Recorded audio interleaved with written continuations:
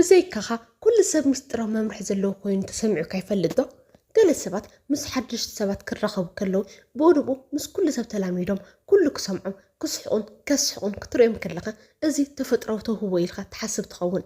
ማሕበራዊ ብቕዓት ተወሊድካ ዝመፅእ ዕድል ዘይኮነስ ተላሚድካ ተማዕብሎ እዩ ከምቲ ጂም ከይልካ ኣካላትካ ተደልል ማሕበራዊ ክእለት እውን ብትክክለኛ ስልጣነ ክህነፅ ይኽእል እዩ ሎሚ ምስ ዝኾነ ሰብ ብዘይ ስክፍታ ክትላመድ ዝሕግዙኻ 7 ምስጢራዊ ሜላታት ክነግረካ ሰላም እዚ ቻናል ስነ ልቦና እዩ እዚ መደብ ዘሰናደልኩም ድማ ኣነ ሓፍትኩም ሊድያ እየ ነዚ ቻናል ሓድሽ እንትኮንኩም ሰብስክራይብ ገበሩ ቀዳማይ በዓልካ ኩን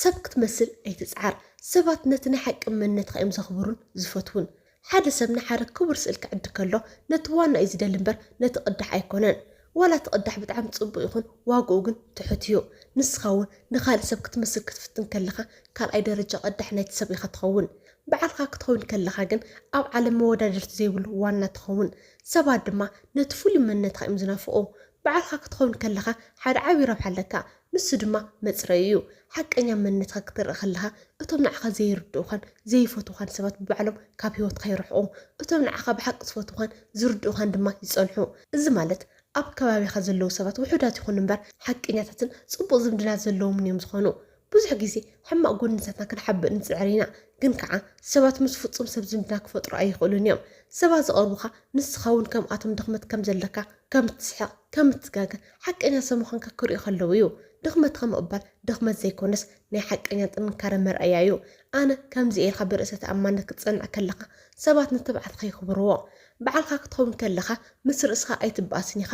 ኣብ ውሽጥኻ ዘሎ ሰብን እቲ ንሰባት ተሪኦ ሰብን ሓደ ምስ ዝኾኑ ሰላም ትረክብ እዚ ሰላም እዚ ድማ ኣብ ገፅኻ ኣብ ኣዘራርባኻ ኣብ ምንቅስቃስኻን ይፀባረቕ ሰባት ድማ ነቲ ካብ ውሽጥኻ ዝምንጩ ናይ ምርጋዕ ሓይሊ ይስሓብሉ በዓልካ ምዃን ማለት ንርእስኻ ትህቦ ዝዓበየ ክብሪ እዩ ዓለም ክትቕይረካ ክትፍትን ከላ ንስኻ ግን መንነትካ ሒዝካ ክትፀንዕ ምስ ትኽእል ንስኻ ስዒርካ ኣለኻ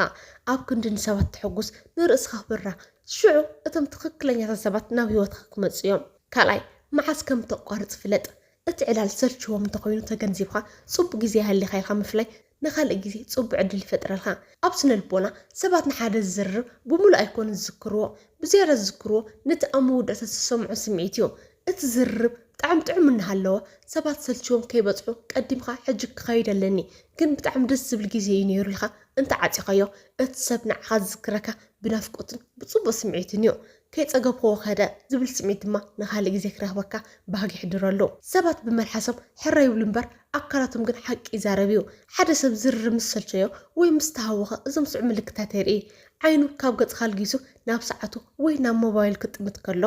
ኣካላቱ ወይ እጋሩ ናብቲ መውፅእ ደገ ገፁ ክጠውዮ ከሎ መልስሳቱ ኣዝዮም ሓፀርቲ ከም እወ ሕራይ ጥራይ ምስ ዝኾኑ ነዚ ምልክታት ዝተረዲእኻ ቀጢፍካ ግዜ ከይወስድካ ፅቡቅ ግዜ ሃሊካ ኢልካ ምስ ትሰናበት ንስኻ በዓል ዓብዪ ልቦናን ንሰባት ግምት ትህብን ምዃንካ ተርኢ ብዙሕ ዝዛረብን ሰባት መዓዝ ይኸድልና እናበሉ ዘይርድኦ ሰብ ዋግኡ ይቕንስ እዩ ኩሉ ግዜ ተደላይ ክትኸውን ተደሊኻ ርክብካ ውስን ክኸውን ኣለዎ ንስኻ ክቡር ሰብ ኢኻ ግዜኻ ድማ ክቡር እዩ ዝብል መልእኽቲ ንሰባት ክተመሓልፍ እንተደሊኻ ዝርርብ ሰልችዎም ከይበፅሓ መዓዝ ከም ተቋርፅ ክትፈልጥ ኣለካ ስቕታኻን ምሕራቅካን ካብቲ ዘረባኻን ላዕሊ ክብርካ ይውስኽ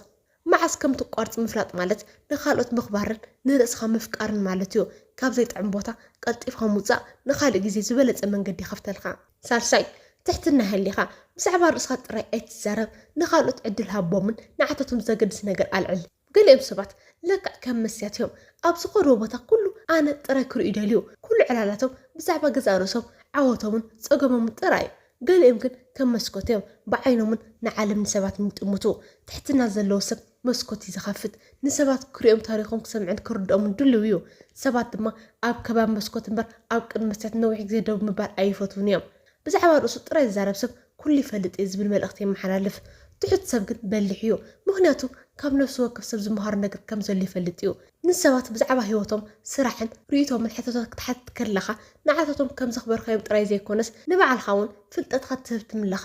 እቲ ዝበለፀ ተዛራባይ ማለት እቲ ዝበለፀ ሕቶታት ዝሓትት ሰብ እዩ ኣብ ዝርርብ ኣነ ናተይ ንዓይ ዝብል ቃላት ብዝበዝሑ ቁፅሪ እቲ ዝምድና እናቐጠነ ይኸይድ ትሕትና ማለት ርእስኻ ምንኣስ ማለት ዘይኮነስ ብዛዕባ ርእስኻ ምሕሳብ ምቕናስ ማለት እዩ ትኩረትካ ካብ ገዛእ ርእስኻ ልጊስካ ናብቲ ዘዘራርበካ ዘሎ ሰብ ምስ ትገብሮ እቲ ሰብ ብቕፅበት ናይ ምቅራብን ናይ ምትእማን ስምዒት ይሓድሮ እዚ ድማ ማንም ሰብ ክሰርቆ ዘይኽእል ናይ ባህር ግርማ ይበካ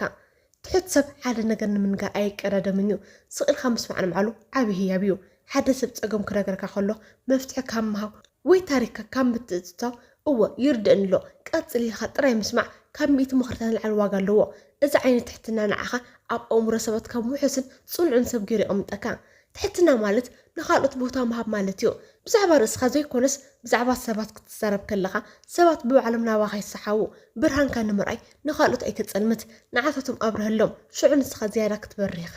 ራብዓይ ኣውንታዊ ኩን ሰባት ምስ ኣውንታዊ ዝምባለ ዘለዎም ሰባት ክኾኑ እዮም ዝመርፁ ካብ ምምራርን ሕሜትን ረሓቕ ዓለም ብባዕላ ብበዝሒ ፀገማትን ጭንቀትን ዝመልአት እያ መብዛሕትኡ ሰብ ድማ ካብዚ ጭንቀት ዝጋላገሎ ናይ ተስፋ ብርሃን ይደሊ ንስኻ እቲ ኣውንታዊ ዝዝርርብ ዘለካ ኣብ ክንዲ ዘጉሂ ዘሐጉስ ታሪክ እትዕልል እንተኮይንካ ሰባት ኣብ ከባቢኻ ክኾኑ ከለው ሰላምን ሓጎስን ይስምዖም እዚ ድማ ኣብ ዝኸድካዮ ቦታ ኩሉ ተደላይን ፍትውን ክትኸውን ይገብረካ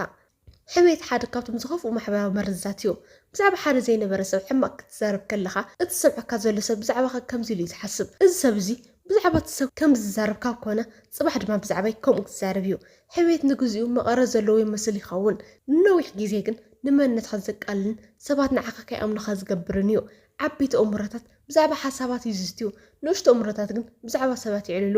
ገሊኦም ሰባት ልክዕ ከም ደመና እዮም ኣብ ዝኣትዎ ቦታ ኩሉ ፀልማትን ዝሓልን ይመልኡ ገሊኦም ግን ከም ፀሓይ እዮም ኣብ ዝኣትዎ ቦታ ኩሉ ብርሃንን ዋዕን ይፈጥሩ ኣውንታዊ ምዃን ማለት ፀገማት የለውን ማለት ዘይኮነስ ካብቲ ፀገም ዝዓቢ ሓይሊ ከም ዘለካ ምእማን እዩ እዚ ፀገም እዚ ክሓልፍ እዩ ፅቡቅ ዕድላት ክመፁ እዮም ዝብል መንፈስ ክህልወካ ከሎ ንሰባት ናይ መንበር ሓይሊ ትህቦም ኣብ ዝርርብካ ትጥቀመሎም ቃላት ንሰባት ክቐትሉ ወይ ክሕው ይኽእሉ እዮም ኣውንታዊ ሰብ ቃላት ብጥንቃቐ ይመርፅ ኣብ ክንዲ ኣይከኣልን እዩ ንፈትኖ እስኪ ይብል ኣብ ክንዲ ዘይኸውን ነገር ካብዚ እንታይ ንምሃር ይብል እዞም ንኣሽቱ ዝመስሉ ቃላት ኣብ ውሽጢ ሰባት ዓብዪ ተስፋ ይዘርኡ ተስፋ ዝዘርእ ሰብ ድማ ኣብ ልቢ ሰባት ዝኸበረ ቦታ ኣለዎ ኣውንታዊ ምዃን ማለት ምርጫ እዩ ዓለም ክትሓርቕን ክተማርርን ብዙሕ ምኽንያታት ክትበካ ትኽእል እያ ንስኻ ግን ተስፋ ክትሰንቕን ብፅቡቅ ክትርን ተወሲንካ ንስኻ ስዒርካ ኣለኻ ልሳንካ ካብ ሕሜት ዓቅባ ኣእምሮኻ ካብ ምምራር ሓልዋ ሽዑ ሂወትካን ዝምድናታትካን ክጥዕሙ እዮም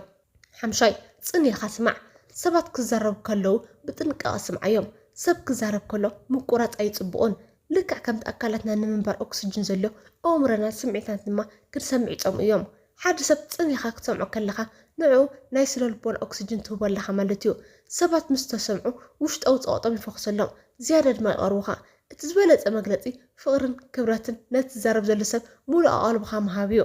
ሓደ ሰብ ነቲ ዝዛረበ ከሎ ዘረቡ ምስ ተቆርፆ እተመሓላልፍ መልእኽቲ ከም ዝስዕብ እዩ ካብቲ ንስኻ ትብሎ ዘለኻ ናተይ ሓሳብ ይበልፅ ወይ ንዓኻ ክሰምዓካ ግዜ ይብለይን እዚ ድማ ኣብ መንጎኹም ዘሎ ናይ ክብሪ ገመድ ይብጥሶ ሓሳብ ሰባት ምቁራፅ ናይ ድንቁርናን ናይ ትዕቢትን መርኣያ እዩ ብሓቂ በሊሕ ሰብ እቲ ካልእ ሰብ ሓሳብ ዛዚሙ ክሳብ ዝትንፍስ ይፅበዮ